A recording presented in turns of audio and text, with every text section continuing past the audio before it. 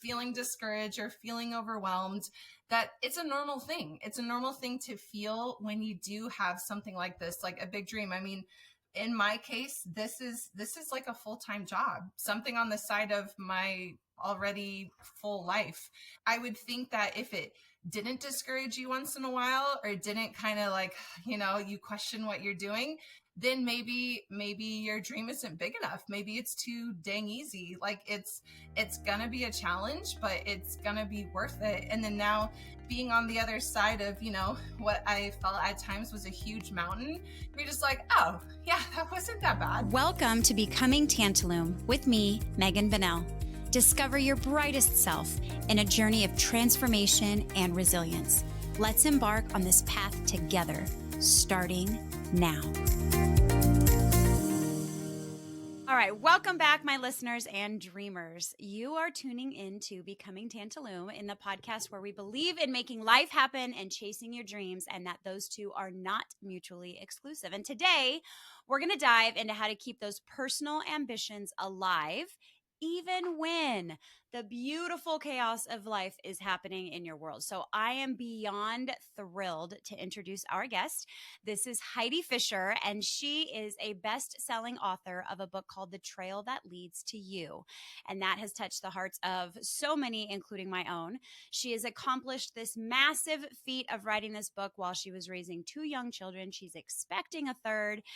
She was working and managing her household. And we all know that alone is a full-time job. So welcome, Heidi. We're super excited to have you here. Yay, thanks for having me. Oh, of course, of course. Heidi is one of my favorite souls on the planet. Do you guys know what I'm talking about? Like those people that you just feel so good when you're around. Like she's inspiring to be in the presence of. She's super fun to talk to. Just being with her is fun and filling and so good. So Heidi, thank you for being here.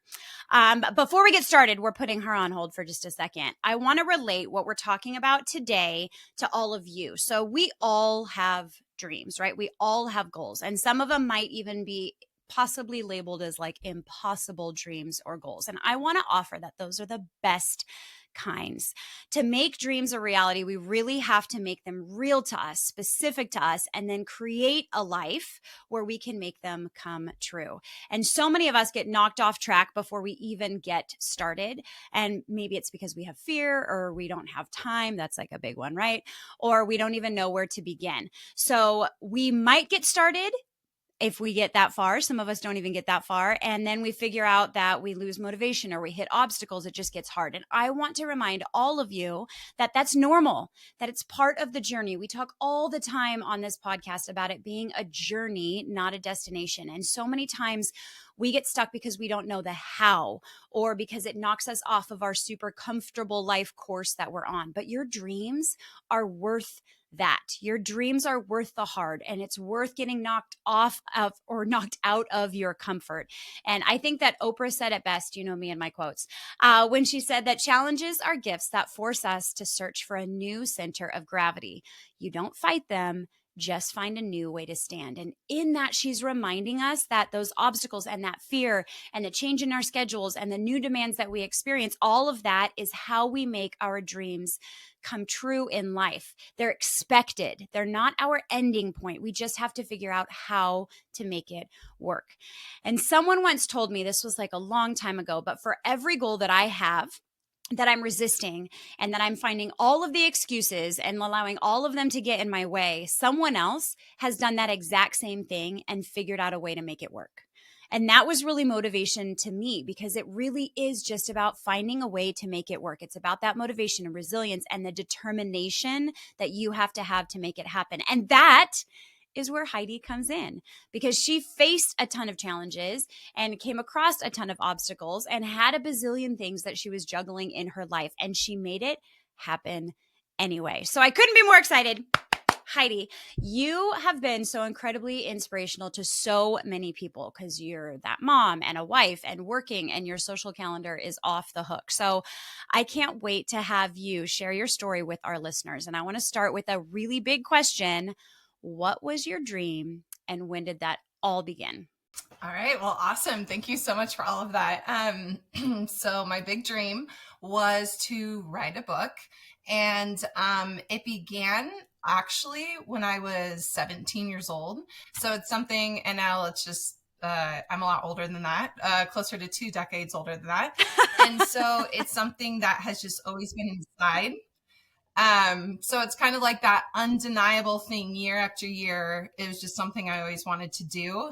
So, as like life kind of evolves, you're like, oh, maybe it's just kind of a far-fetched thing. Probably will never happen.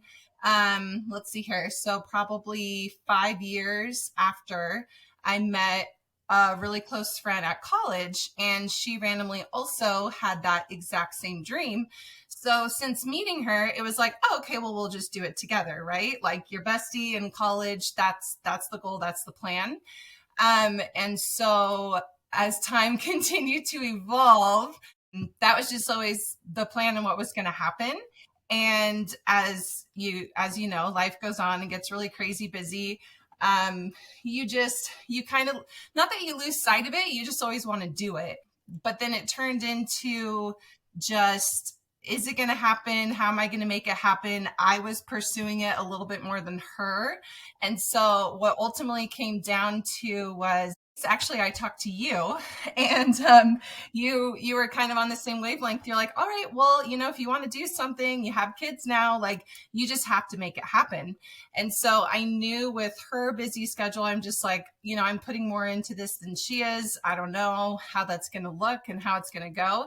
So I came up with the plan to write the first book and then have her write the sequel. And so she was down for that. So that's just how it started and how it continued.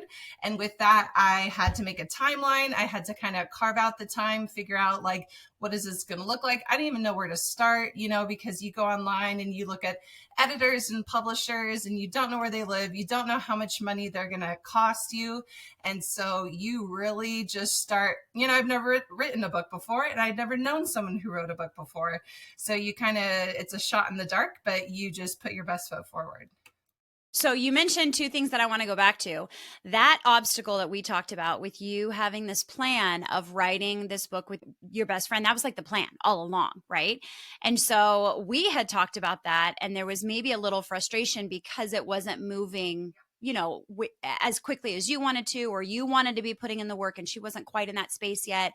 That could have been an obstacle that stopped you, right? We talked about that. Yeah, definitely. But instead you were like, no, I'm going to find a way. Right. And you went off on your own, totally on your own into this world of unknown. Mm-hmm.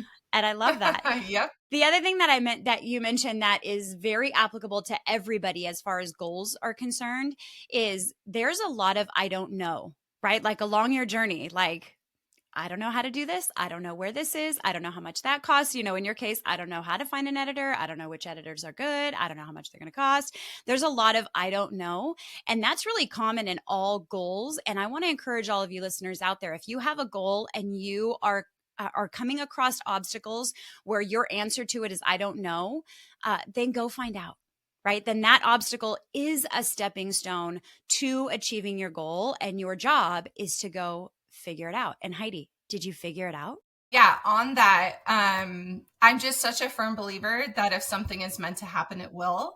And so, like I said, I put my best foot forward. It was kind of like little baby steps. I just took, one thing at a time. And then it started to kind of like have a snowball effect. So I was referred to a certain editor. I hit her up. She kind of pushed me to a memoir editor, and it just continued from there.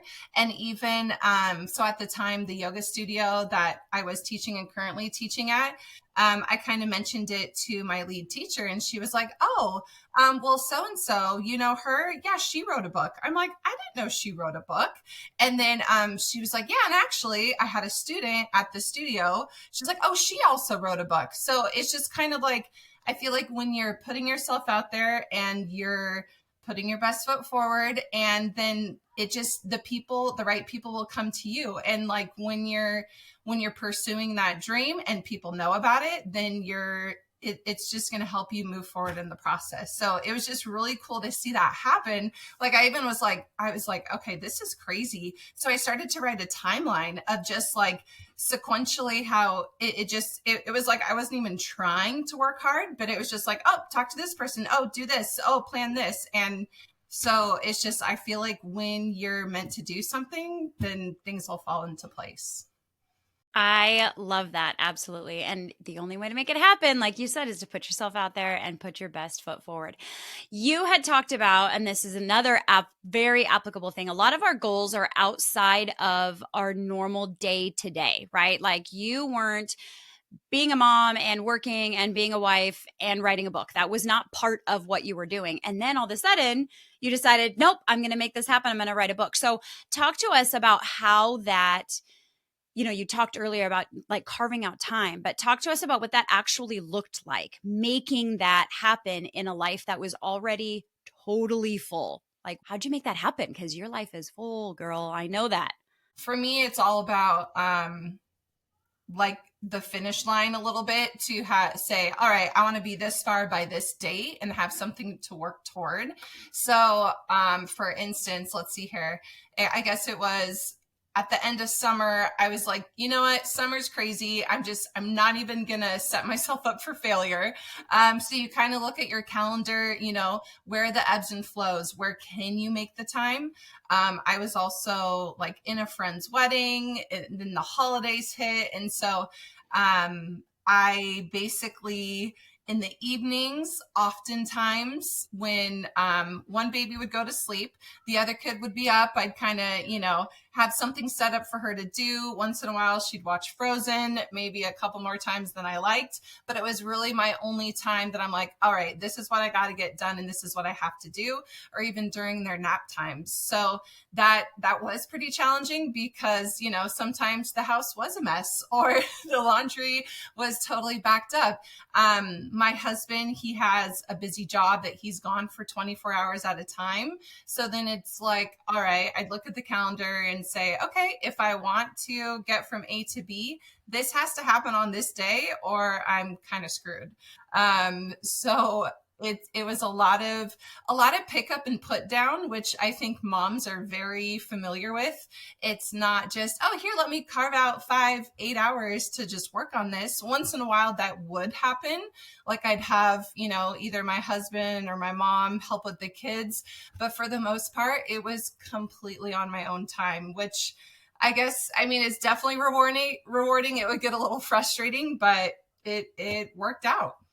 It isn't easy. That's what I want to make sure everybody recognizes is you're not going to have this goal and it's just going to fall in your lap and you're just going to, make it happen with ease. Like it's always sacrifices and it's always figuring it out. And that is exactly what you did.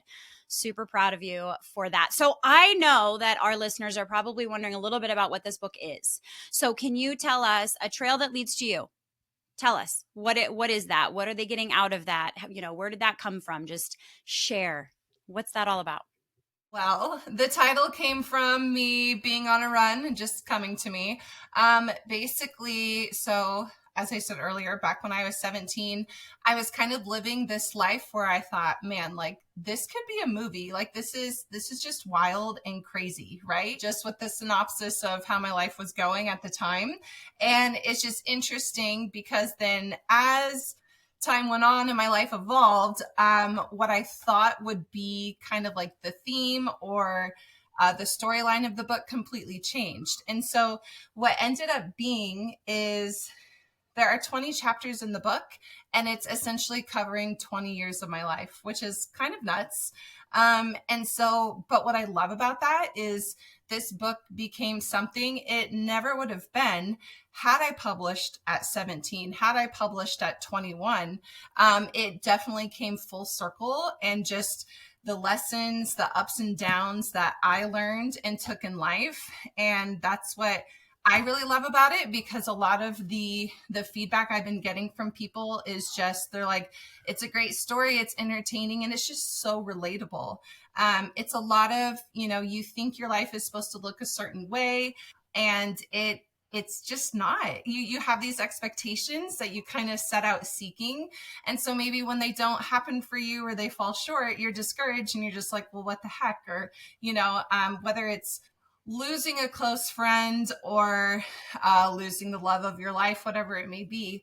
And so the trail that leads to you essentially is encouraging people that no matter how your life is unfolding, no matter how it looks, whether it was what you expected or not, it is exactly how it is meant to be. Even the whole timeline of me writing my book, if it's meant to happen, it will. And so you just have to have like a growth mindset to accept, like, okay, like there's a reason for setbacks. There's a reason that what I set out to achieve maybe looks a little bit different.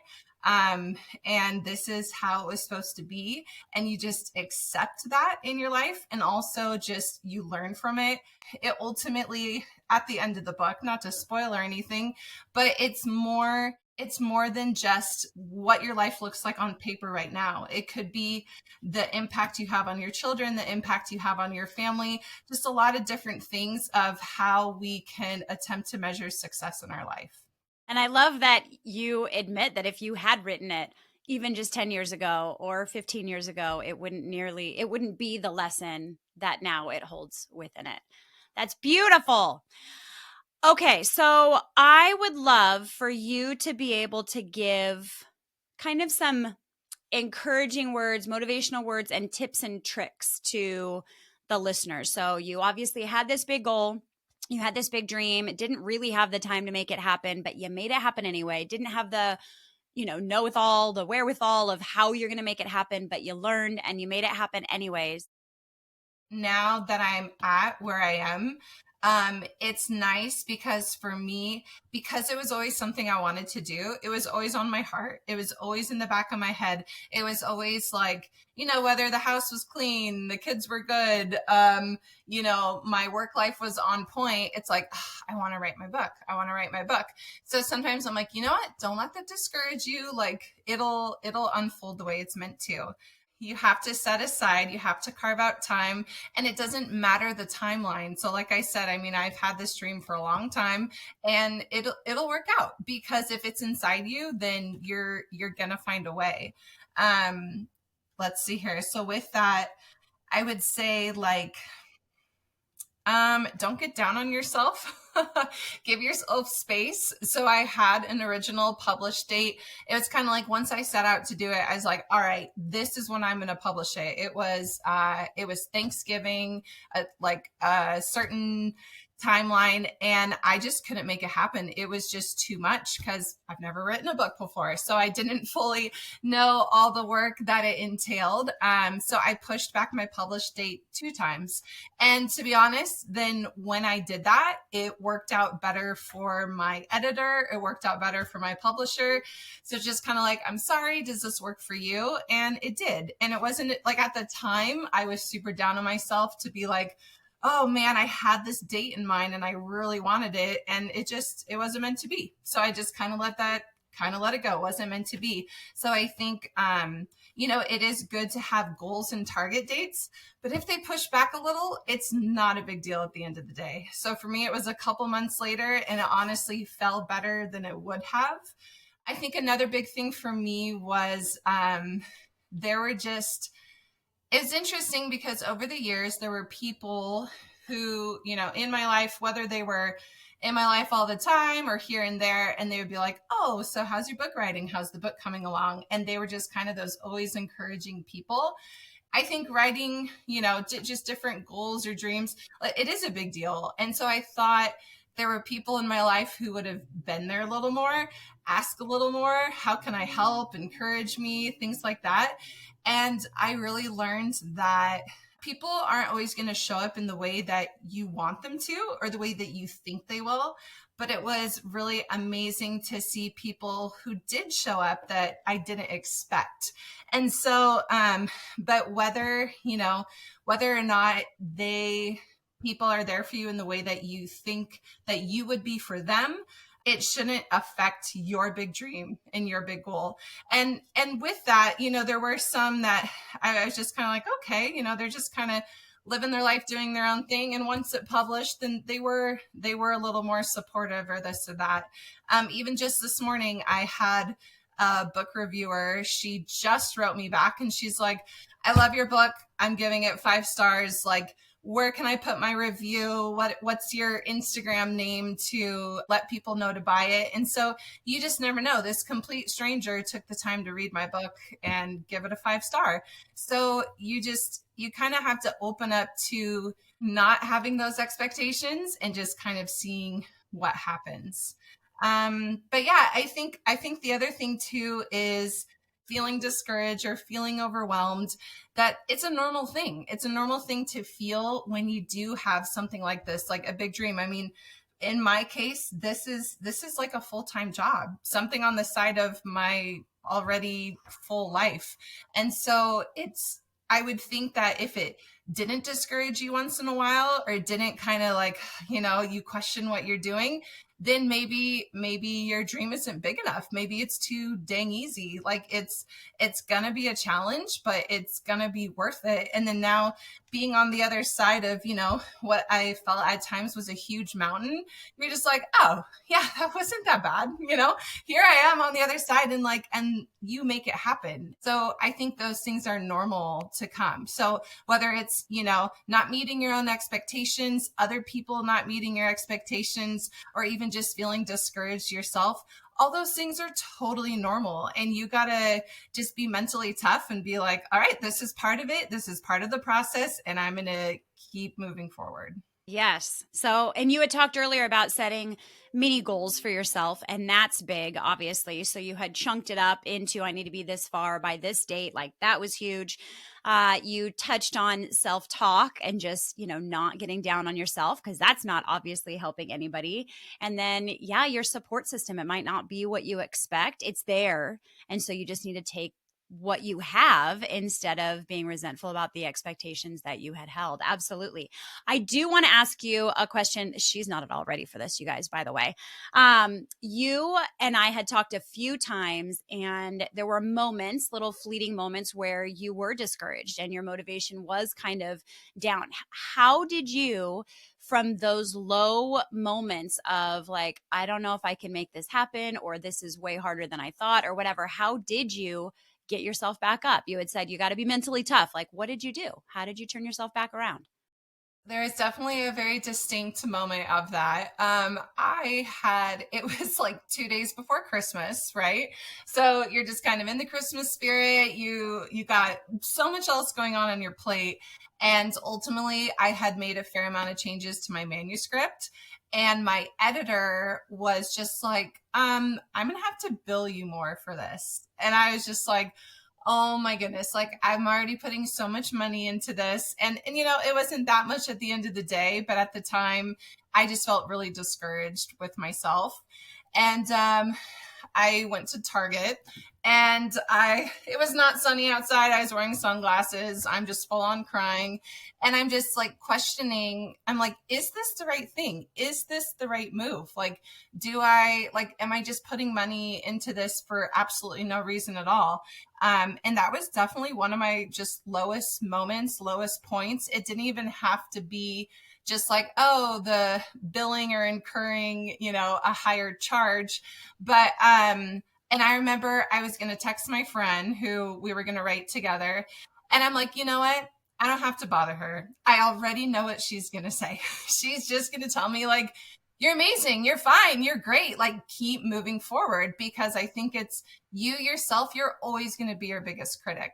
And with that, I think that moment, kind of at the same time, I remember sitting in my kitchen and I'm just like staring at the wall, and I'm thinking to myself, is this worth all this time and effort? Like, is it really worth it? And then I imagined my life like, okay, what if I'm just done? What if I just throw in the towel and I never do it?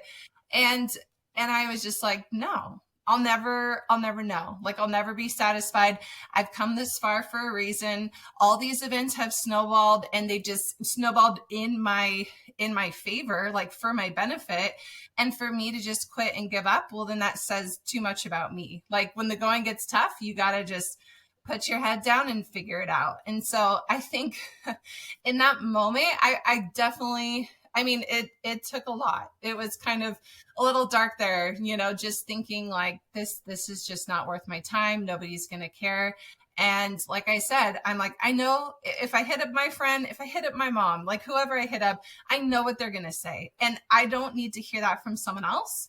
I can hear that from myself. I think moments like that, whether it's like going after a big dream or whatever it is, even if it's just parenting, or even if it's dealing with a tough person at work, or, in your marriage, like you are gonna have those hard moments, and it's, how do you handle them? Like, do you just, and it's fine to break down and cry, it was a really good cry, but it's how you handle them, how you move forward, and just looking at the bigger picture, not getting settled in your feelings at the moment, because pretty sure the next day I was like, all right, I'm good to go. Yeah, and we've all had those moments for sure where it's you fall down, but it's not about how many times you fall down. It's about how many times you get up.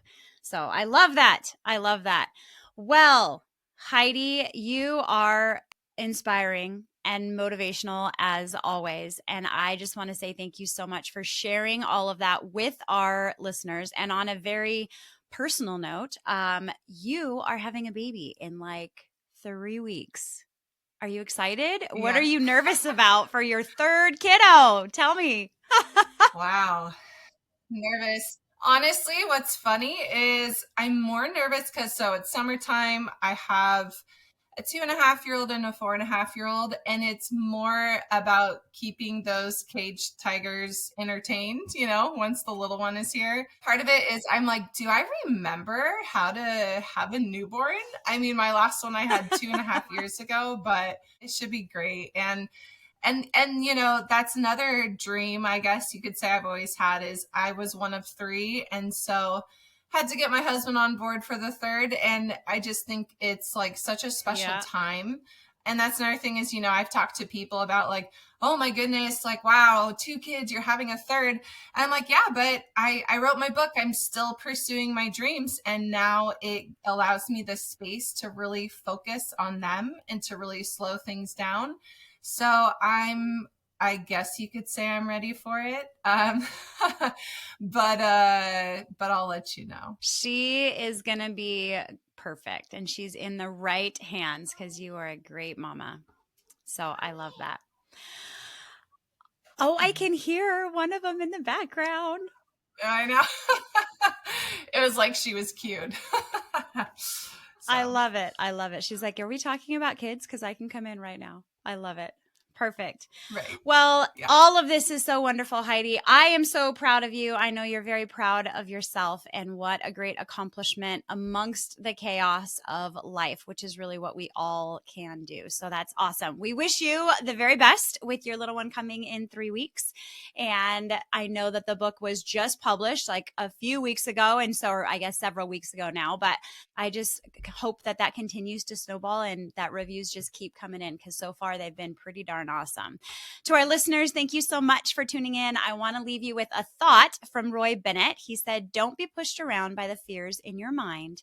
Be led by the dreams in your heart. And Heidi, you've certainly embodied that and so much more. It was an honor having you on today. My friends, remember to keep dreaming, keep striving, and keep tuning in to Becoming Tantalum. And until next time, remember that you are not just a person with dreams, but you are a dreamer making that happen. And that's something truly special. So what's your dream, my friend? Go make it happen. And we will see you next time. Thank you for joining me today. If you want to take all of these concepts and tools to a deeper level, apply them to your life, and watch the transformation happen, I would love for you to join the Tantalum Tribe. That's a monthly membership where all of our community has access to live coaching, self-paced courses, guest coaches, podcast study guides, anonymous question boards, and more. You too can transform your life using the tools and strategies that we have, with accountability built in from our community. I really hope that you join us at tantalumcoaching.com. That's TANTALUM coaching.com. Just click join the tribe. I can't wait to see you in there.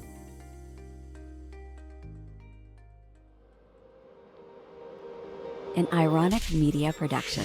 Visit us at ironickmedia.com.